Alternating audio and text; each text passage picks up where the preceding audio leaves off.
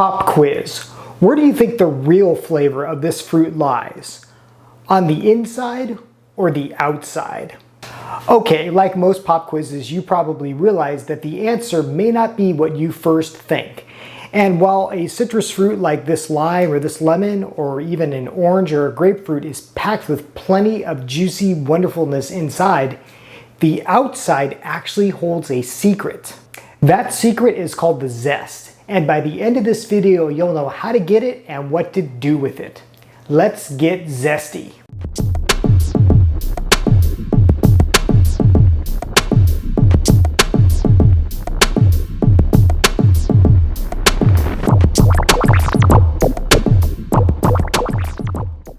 Hello and welcome to I Wanna Cook. My name is Chef Matt and this channel is all about helping you be a better cook. And yes, today we are talking about zest.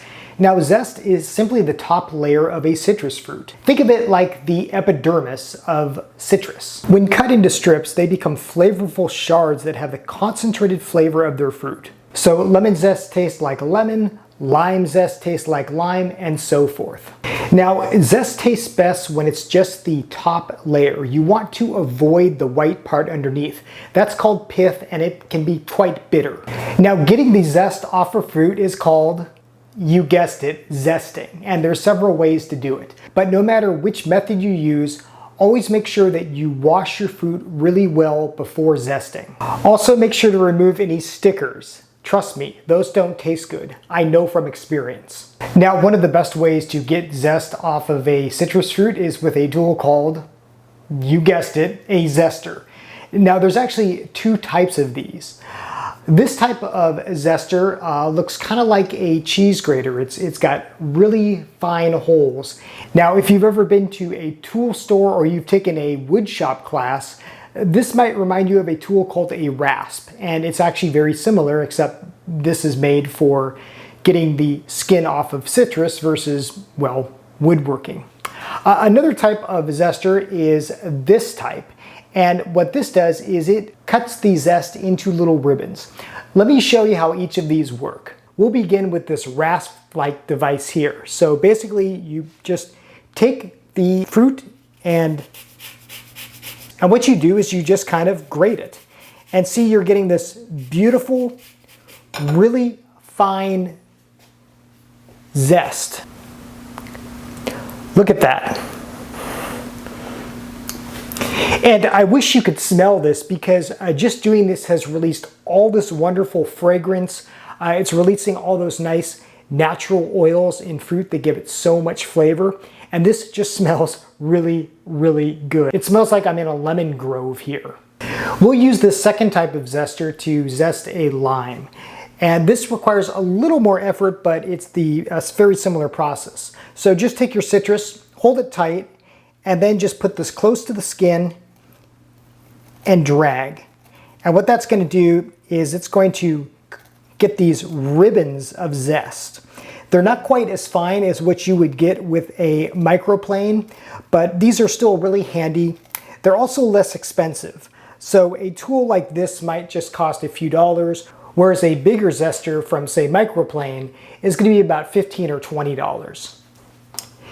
And again, this is just going to yield more of a ribbon-like texture, whereas a nice microplane will give you really fine pieces of zest.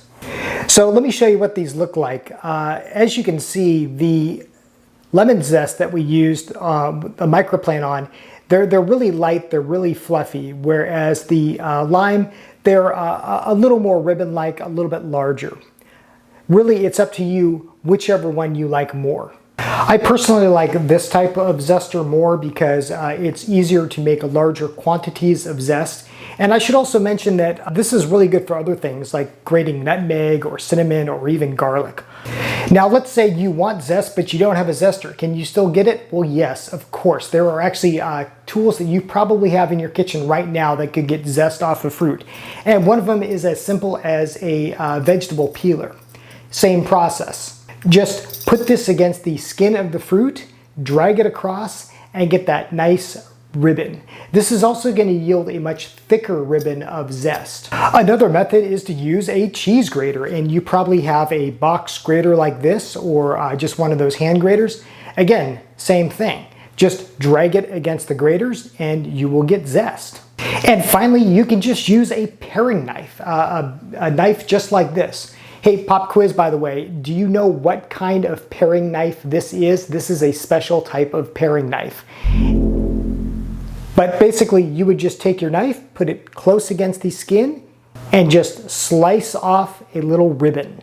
I've got a plate of zest here, and now you might be wondering, okay, great, now what do you do with the stuff? Well, zest is actually really useful in a variety of recipes. Do you remember the simple syrup that we made just a few weeks ago? Well, adding zest to that sugar solution is going to give it a wonderful citrus flavor. So I might make a lemon-infused simple syrup or an orange-infused simple syrup. It's wonderful. Zest also works really well on like vinaigrettes, like salad dressings, even in soups if you want just something with a nice citrus punch. Likewise, it's great in cocktails or even just sprinkled on salad. It's really refreshing. And in case you're wondering, yes, you actually can eat zest just as is. The skin of citrus is actually really tasty, and it's got some nutrients as well. So that's what zest is all about and how to get it. Next time you're reading a recipe, maybe a cocktail or a salad or dressing that calls for zest, that is how to get zest off of a fruit. Try zesting. You know, the beautiful thing about this is you would otherwise literally just be throwing these skins away. So maybe once you juice your fruit or you've eaten the inside, save some of that skin, try zesting it, and throw it in your next recipe. Let me know what you think. Hey, thanks for watching. My name is Chef Matt. This is I Wanna Cook. Thank you for checking out the channel. Thank you for subscribing. If you are new to the channel, welcome. Welcome to my kitchen. I am so glad that you are here. Until next time, I hope that you want to cook.